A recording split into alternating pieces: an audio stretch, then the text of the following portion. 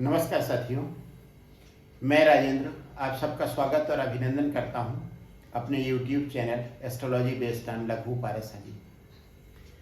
पिछले वीडियो में मैंने ये कहा था कि अब बात करेंगे राहु केतु ज्योतिष में कैसे फल देते हैं, लेकिन उसके पहले एक वीडियो और आवश्यक था, वही मैं आज डालने जा रहा हूँ। उस वीडियो का जो हेडलाइन है, जो विषय है, वह यह है कि हमें हमारे जो 4 पुरुषार्थ बताए हैं ऋषि मुनियों ने, वे कैसे कुंडली के 12 भावों में बांटे गए हैं। 4 पुरुषार्थ हैं: धर्म, अर्थ, काम और मोक्ष। और मैं जो समझता हूं, भारतीय मनीषियों का इस तरीके से पुरुषार्थ या व्यक्ति के जीवन का अर्थ निर्धारित करना एक बहुत बड़ी बात है। पता नहीं और किसी धर्म में ऐसा कहा गया है या नहीं, लेकिन हमारे धर्म में जो बातें कही गई हैं, जो बहुत ही उत्तम हैं, उसमें से एक मैं इसे मानता हूं। एक बात और कहना मैं चाहूंगा कि पुरुषार्थ का मतलब ये नहीं है कि ये लक्ष्य केवल किसी पुरुष के लिए है, स्त्री पुरुष दोनों के लिए है, बस नाम इसे पुरुषार्थ का दिया गया है। तो 4 पुरुषार्थ हैं: धर्म, अर्थ, काम और मोक्ष। ये जो कुछ भी लिखा गया है, इसे 2-3 पार्ट में मैं आपको समझाऊंगा। कुंडली में कुल मिला के 12 भाव हैं और एक पुरुषार्थ को 3 भाव दिए गए हैं। इस तरह से 4 पुरुषार्थ मिलकर 12 भाव ऑक्यूपाई करते हैं, या 12 भाव 4 पुरुषार्थों को बताते हैं, उनका प्रतिनिधित्व करते हैं।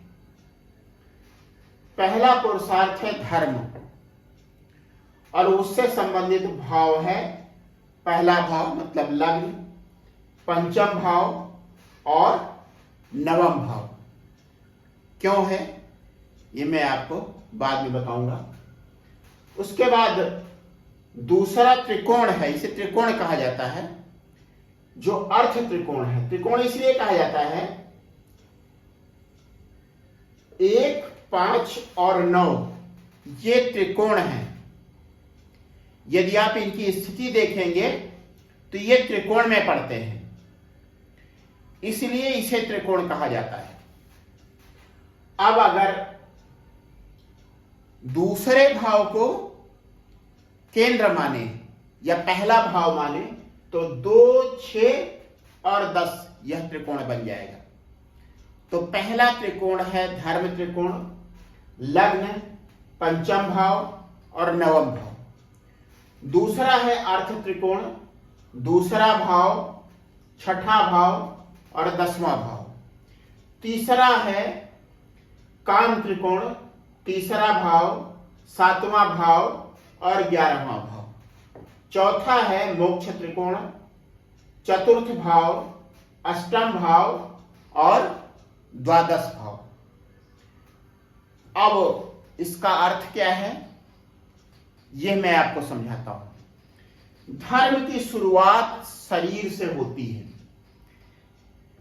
कभी भी कोई अस्वस्थ व्यक्ति धर्म का पालन ठीक से नहीं कर सकता। जैसे एक छोटा सा है, जैसे किसी को व्रत रखना है, उपवास रखना है। यदि व्यक्ति बीमार है तो उसके लिए भोजन आवश्यक हो जाता है, इसलिए शुरुआत शरीर से होनी है। शरीर को हम मजबूत बनाएं, स्वस्थ बनाएं, यह पहला धर्म है हमारा। तो पहला भाव जो व्यक्ति के शरीर से, स्वास्थ्य से संबंधित हुआ, वो धर्म का पहला पक्ष हुआ। दूसरा है 5वां भाव, हमारी बुद्धि। जब तक व्यक्ति अपनी बुद्धि को, अपने विवेक को, जो 5वें भाव से संबंधित है, उसको जागृत नहीं करता तब तक वह धर्म को समझ नहीं सकता।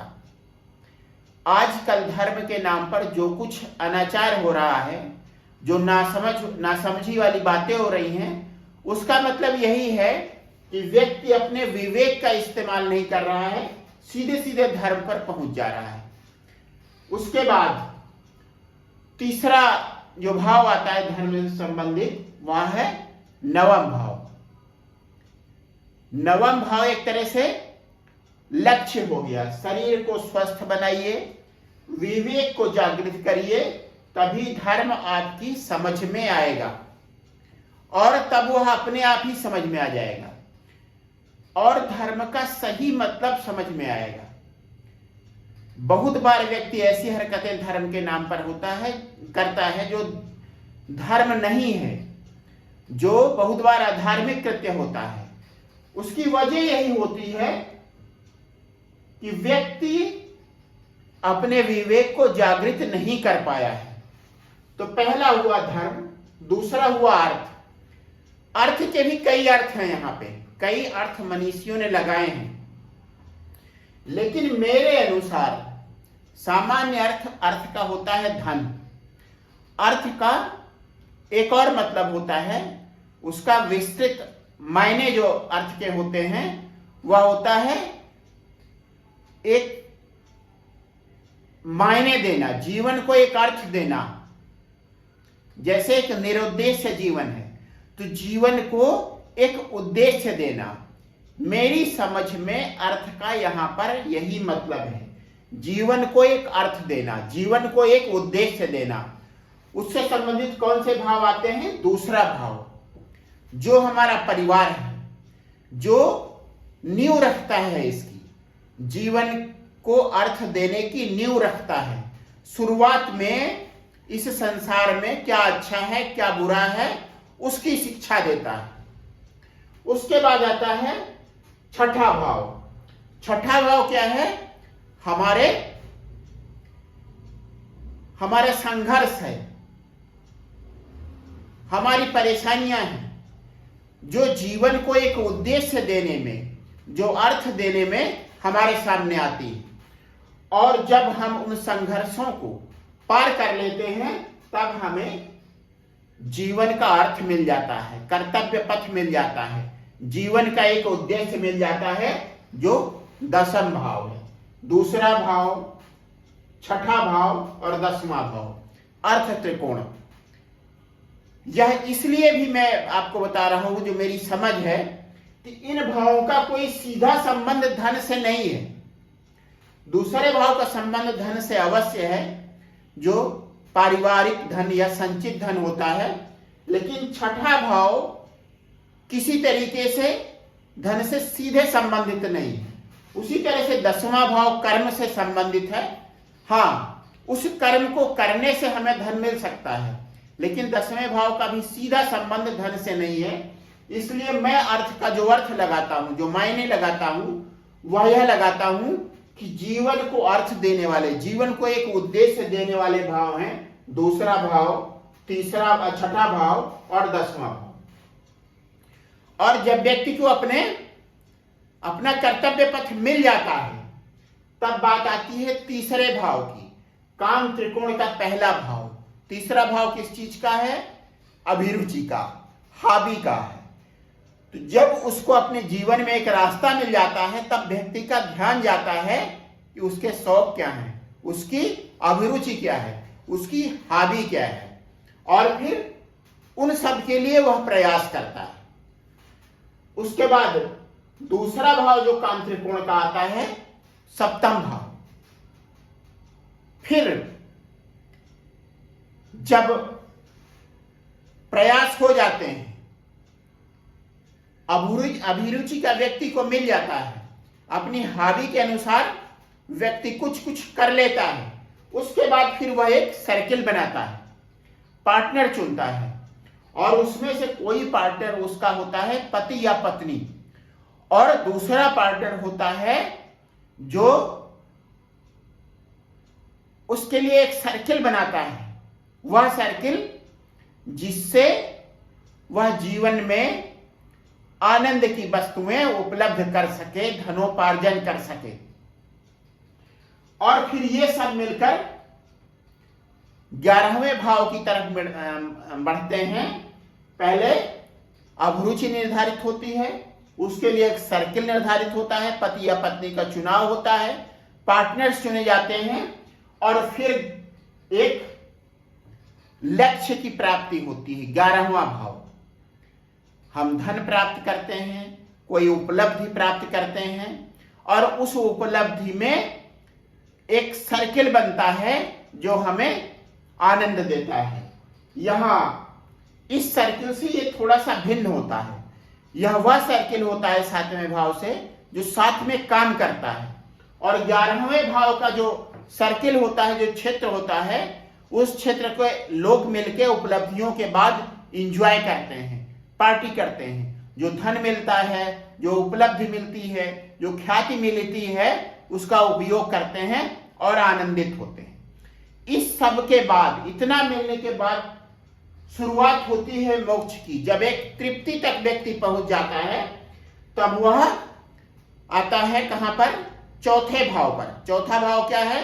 पूजा पाठ, शुरुआती। कोई मंदिर, कोई घर, जहां छोटा सा मंदिर व्यक्ति ने बना रखा है, पूजा करता है, पाठ करता है। और इससे भी जब आगे बढ़ता है, तब आता है प्राणायाम पर, ध्यान पर, मेडिटेशन पर, और कभी कभी तंत्र पर। फिर इससे भी मुक्त होकर मोक्ष पर आता है। मोक्ष का मतलब क्या होता है? जब व्यक्ति को कोई इच्छा नहीं रह जाती, पूजा पाठ, तंत्र मंत्र सबसे विरक्ति हो जाती है, काम से भी विरक्ति और धन से भी विरक्ति, जो है उसी में संतुष्ट। और यह जो भाव है मोक्ष का, यह जीवन का परम लक्ष्य माना जाता है। तो अब एक बार फिर से मैं दोहरा दूं, धर्म के जो 3 भाव हुए, उसे अंतिम भाव हुआ 9वां भाव। समझ में आया कि धर्म क्या है? उसके बाद आती है बात कर्म की। बिना धर्म को समझे सही कर्म नहीं किया जा सकता, जीवन को सही उद्देश्य नहीं दिया जा सकता, जीवन को सही अर्थ नहीं दिया जा सकता। और जब तक सही उद्देश्य नहीं होगा, सही अर्थ नहीं होगा, तब तक उपलब्धियां नहीं मिलेंगी। और फिर हम जो सेलिब्रेशन चाहते हैं, जीवन में जो राग चाहते हैं, अनुराग चाहते हैं, भोग विलास चाहते हैं, वह सब नहीं मिलेगा। तो पहले तो हुआ धर्म, फिर उसके बाद हुआ कर्म, कर्म के बाद फिर क्या हुआ? उपलब्धि। काम त्रिकोण का अंतिम भाव, ये 9म, 10म और एकादश, ये बहुत ही इंपॉर्टेंट भाव है। उसके बाद फिर 12वां अंतिम भाव मोक्ष का। तो एक यह पूरा हुआ। जिन चीजों को मैं इसमें आपको बताने जा रहा था, वह चीज पूरी हुई। अब अभी तक मैंने केवल भावों की बात की है। कोई भी लग्न हो, लग्न में कोई भी राशि हो, पहला, 5वां और 9वां भाव धर्म त्रिकोण होगा, दूसरा, 6ठा और 10वां अर्थ त्रिकोण होगा, तीसरा, 7वां और 11वां काम त्रिकोण होगा, और चौथा भाव, 8वां भाव और 12वां भाव, यह मोक्ष त्रिकोण होगा। अब इसमें थोड़ा सा हम और प्लस करते हैं और जोड़ते हैं। काल पुरुष की कुंडली लेते हैं। काल पुरुष की कुंडली तब बनती है जब पूरब दिशा में मेष लग्न उदित होती है। तो मेष लग्न प्रथम भाव में, पूरब दिशा में मेष लग्न उदित हुई, और उसके बाद पूरा जो राशि चक्र है वह जब 12 भावों में स्थापित कर दिया गया, तो जो कुंडली बनी वह काल पुरुष की कुंडली बन जाती है। अब आप इन चीजों को मिला दीजिए। पहला, 5वां और 9वां भाव, यह धर्म त्रिकोण है। राशियों की अगर बात करें तो मेष राशि, सिंह राशि और धनु राशि, यह कहां आती है? धर्म त्रिकोण में। धर्म त्रिकोण में मेष राशि आती है, सिंह राशि आती है और धनु राशि आती है। एक का स्वामी है मंगल, जो शरीर को स्वस्थ रखता है, ऊर्जा बनाए रखता है। पांचवें भाव का स्वामी है सूर्य, जो हमें अंतर्ज्ञान देता है, बुद्धि देता है, विवेक देता है। और उसके बाद आता है नवम भाव, जिसका स्वामी है बृहस्पति गुरु। यह हमें धर्म की सही जानकारी देता है। तो हर कुंडली में पहला भाव, पांचवा भाव और नवम भाव धर्म त्रिकोण है। लेकिन मेष, सिंह और धनु राशियों का विशेष संबंध है इस त्रिकोण से। इसके अलावा एक और बात और देखिए, ये राशियां अग्नि तत्व राशियां हैं। मेष, सिंह और धनु अग्नि तत्व राशियां हैं। अग्नि का स्वभाव है, अग्नि कभी दूषित नहीं होती। आप उसमें कुछ भी डाल दीजिए, वह वस्तु जल जाएगी, लेकिन अग्नि को दूषित नहीं कर पाएगी। पानी दूषित हो जाएगा, वायु प्रदूषण तो आपने सुना ही है, धरती प्रदूषित हो जाती है, मिट्टी प्रदूषित हो जाती है, उसके लिए तमाम उपचार करने पड़ते हैं। लेकिन अग्नि सदैव शुद्ध होती है। तो ये अग्नि तत्व राशियां मेष, सिंह और धनु, यह धर्म त्रिकोण का मूल आधार है। अब इसमें एक बात मैं और जोड़ दूं, कोई भी लग्न है, यदि कुंडली में ऐसी राशि की महादशा आ जाती है जो धनु राशि है, ऐसे ग्रह की महादशा आ जाती है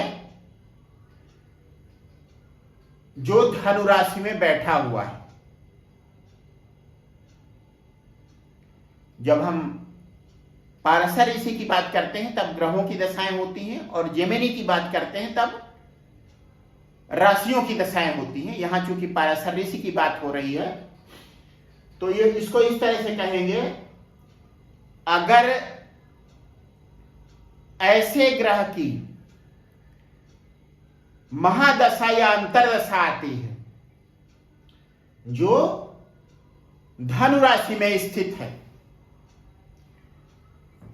तब वह ग्रह उसका जो कार्यकर्ता होगा उसके अनुसार फल देगा, साथ ही साथ व्यक्ति को कुछ ना कुछ धार्मिक अवश्य बनाएगा। और यह धनुराशि जितना मजबूत होगी, जितना बलवान होगी, बलवान कैसे हो सकती धनुराशि? धनुराशि बलवान तब हो सकती है जब गुरु स्थित हो इसमें या केतु स्थित हो। अब अगर गुरु स्थित है धनुराशि में या केतु स्थित है, और जिस व्यक्ति की जन्म कुंडली है उसके जीवन में केतु या गुरु की महादशा आती है, तो धनु वाला भाव कहीं से भी संबंधित हो, उस व्यक्ति का झुकाव धर्म की तरफ अवश्य हो जाएगा। एक उदाहरण से इसको समझिए, जैसे तुला लग्न है, तुला लग्न होने पर तृतीय भाव में धनु राशि आएगी। अगर बृहस्पति वहां स्थित है तो बृहस्पति की महादशा तृतीय भाव के फल देगी, भाई बहनों से संबंधित कुछ ना कुछ सुख दुख देगी। लेकिन चूंकि यह धर्म त्रिकोण का चरम भाव है, अंतिम भाव है, इसलिए व्यक्ति को धार्मिक भी बनाएगी। मेरी तुला लग्न है और जब मेरी बृहस्पति की महादशा आई तो मुझे तृतीय भाव और छठे भाव से संबंधित फल मिले, क्योंकि बृहस्पति तृतीय से और खष्टे से।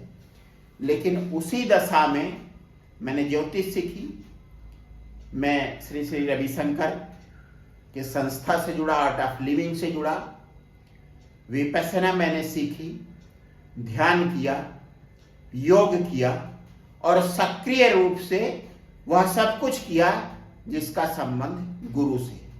तो इस चीज को मैं दोहरा दूं, यदि किसी व्यक्ति की कुंडली में गुरु या केतु धनु राशि में बैठे हैं और व्यक्ति के जीवन में गुरु या केतु की महादशा आती है, तब वह गुरु या केतु उसे अपने कार्यकत्व के हिसाब से कुछ फल देंगे, साथ ही साथ व्यक्ति को धार्मिक भी बनाएंगे, क्योंकि यह धर्म त्रिकोण का अंतिम भाव है। अब आते हैं अर्थ त्रिकोण पर। वही बात इस पर भी लागू होगी। दूसरा भाव, छठा भाव और 10वां भाव। यदि किसी व्यक्ति के कुंडली में 10वां भाव शक्तिशाली है, मतलब शनि उसमें अपनी राशि में बैठा हुआ है या मंगल उसमें उच्च राशि का बैठा हुआ है, और व्यक्ति के जीवन में शनि या मंगल की महादशा आती है, तो व्यक्ति अपने कर्तव्य पथ पर डट जाएगा, पूरी तन्मयता के साथ डट जाएगा और अपने कर्तव्य पथ में कोई हीला हवाली, किसी तरीके की ढील नहीं होने देगा। इसी तरीके से काम त्रिकोण का तीसरा भाव है कुंभ राशि का। अगर किसी व्यक्ति की कुंडली में कुंभ राशि में शनि बैठा हुआ है और शनि की महादशा आ जाती है, शनि किसी भी भाव का कारक हो, तो कुंडली में उस भाव का कारकत्व के फल तो देगा, साथ ही साथ उसे कुछ ना कुछ उपलब्धि देगा, यश देगा, धन देगा। अब अगर ऐसी राशि में मीन राशि में गुरु बैठा है या शुक्र बैठा है या फिर केतु बैठा है और इनकी महादशाएं व्यक्ति के जीवन में आती हैं, गुरु और केतु व्यक्ति को मोक्ष की तरफ ले जाएंगे। उस व्यक्ति का ध्यान एक तरह से डिटैचमेंट की तरफ ले जाएगी। शुक्र क्या करेगा? उच्च राशि का शुक्र पहले व्यक्ति को भोग विलास में लिप्त करेगा। शुक्र यहां उच्च का होता है और यह भाव विरक्ति का भाव है, लेकिन भोग विलास का भी भाव है। तो अगर शुक्र व्यक्ति की कुंडली में उच्च का होकर बैठा है, मीन राशि में बैठा है और शुक्र की महादशा आ गई, साथ साथ ये भी ध्यान देना पड़ेगा गुरु भी अच्छी स्थिति में होना चाहिए। इस भाव का स्वामी गुरु भी अच्छी स्थिति में होना चाहिए। गुरु अच्छी स्थिति में है तो व्यक्ति का ध्यान पहले तो भोग विलास की तरफ जाएगा, उसके बाद ऐसी परिस्थितियां उत्पन्न होगी, एक तरह से उसका मन भर जाएगा और उसे एक तरह से एक विरक्ति पैदा होगी। तो चाहे मीन राशि में गुरु बैठा हो, केतु बैठा हो या शुक्र बैठा हो, ये और व्यक्ति के जीवन में इनकी महादशा आती है, तो व्यक्ति का एक विरक्ति की तरफ झुकाव निश्चित रूप से होगा। ऐसा शुक्र के केस में पहले भोग की तरफ होगा, उसके बाद फिर विरक्ति की तरफ होगा। और केतु तो विरक्ति का ग्रह ही, केतु सीधे सीधे एक विरक्ति, डिटैचमेंट व्यक्ति के जीवन में ला देगा और उसे ऐसा लगेगा कि मेरे पास जो कुछ है उतना पर्याप्त है, और ऐसा ही कुछ कुछ गुरु भी करेगा। तो यह हुई 4 पुरुषार्थों की बात, धर्म, अर्थ, काम और मोक्ष।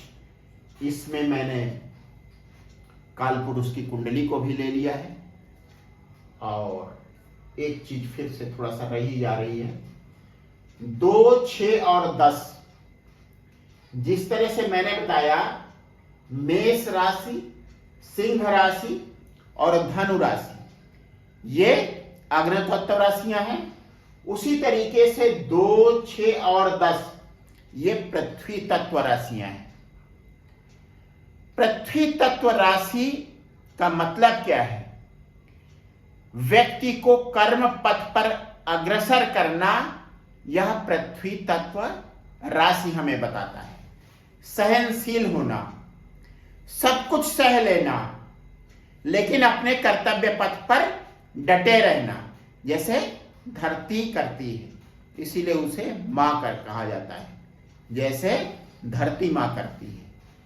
मतलब पालन पोषण से संबंधित ये भाव हैं, दूसरा भाव, छठा भाव और 10वां भाव।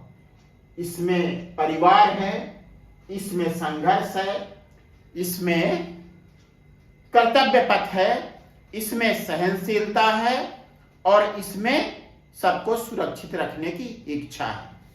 तो ये हुआ पृथ्वी तत्व। एक चीज और ध्यान दीजिए, धर्म की जिम्मेदारी किसके ऊपर है? मंगल के ऊपर, सूर्य के ऊपर और गुरु के ऊपर। यहां पर क्या हो रहा है? पृथ्वी तत्व राशि में जीवन को अर्थ देने की जिम्मेदारी किसके ऊपर है? शुक्र की। वृष राशि का स्वामी शुक्र, कन्या राशि का स्वामी बुध और मकर राशि का स्वामी शनि। इसका मतलब क्या हुआ? मंगल, सूर्य और गुरु को ईश्वर ने जिम्मेदारी दी है हमारे जीवन में या इस संसार में धर्म की स्थापना की, कर्म की जिम्मेदारी, सहनशीलता की, कर्तव्य पथ पर डटे रहने की जिम्मेदारी, जीवन को एक अर्थ देने की जिम्मेदारी किसे दी गई है? शुक्र को, बुध को और शनि को। इसके बाद फिर आता है तीसरा त्रिकोण, काम त्रिकोण। तीसरा भाव मतलब मिथुन राशि, तुला राशि और कुंभ राशि। ये तीनों वायु तत्व राशियां हैं, दार्शनिक राशियां हैं। नए नए अन्वेषण, नई नई चीजें, नए नए प्रयोग जो व्यक्ति की अभिरुचि को पूरा करें, जो उसकी हॉबी को आसानी से पूरा करने का साधन बने, जो उसकी काम वासना को ढंग से संतुष्ट कर सके, उसको उपलब्ध कर सके।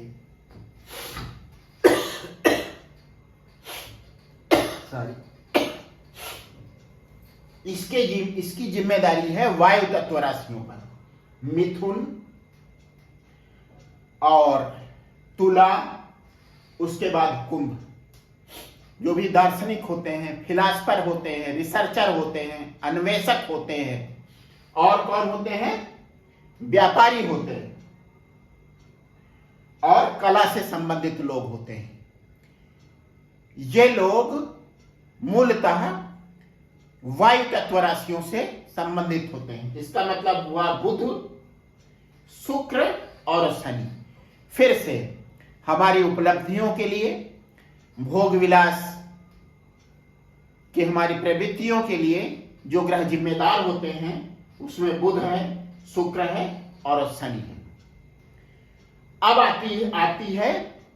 अब आता है चौथा त्रिकोण, मोक्ष त्रिकोण। मोक्ष त्रिकोण में कर्क, वृश्चिक और मीन, ये जल तत्व राशियां हैं। जल तत्व राशियों का मतलब भावुक राशियां, जो लोगों का ध्यान रखने वाले लोग होते हैं। अति भावुकता, इसमें से कर्क विशेष रूप से भावुक राशि है, लेकिन फिर भी इसमें कुछ बैलेंस होता है। सबसे ज्यादा भावुकता होती है मीन में। तो इस तरह से जो जड़ तत्व राशियां हैं उनकी जिम्मेदारी है चंद्रमा के पास और मंगल के पास और गुरु के पास। मतलब इस संसार में जो पदार्थ है, जो मैटेरियलिस्टिक चीजें हैं, उसकी जिम्मेदारी है बुध के पास, शुक्र के पास और शनि के पास। और जो कुछ धर्म है और मुक्ति है उसकी जिम्मेदारी है मंगल के पास, चंद्र के पास, सूर्य के पास और गुरु के पास। बस आज का वीडियो इतना ही। आप सबको बहुत बहुत धन्यवाद। एक आखिरी बात, यदि आपने मेरा चैनल अब तक सब्सक्राइब नहीं किया है तो उसे सब्सक्राइब करें। यदि मेरे वीडियोज अच्छे लगते हैं तो उसे लाइक करें और शेयर करें। फिर से एक बार आप सबको बहुत बहुत धन्यवाद।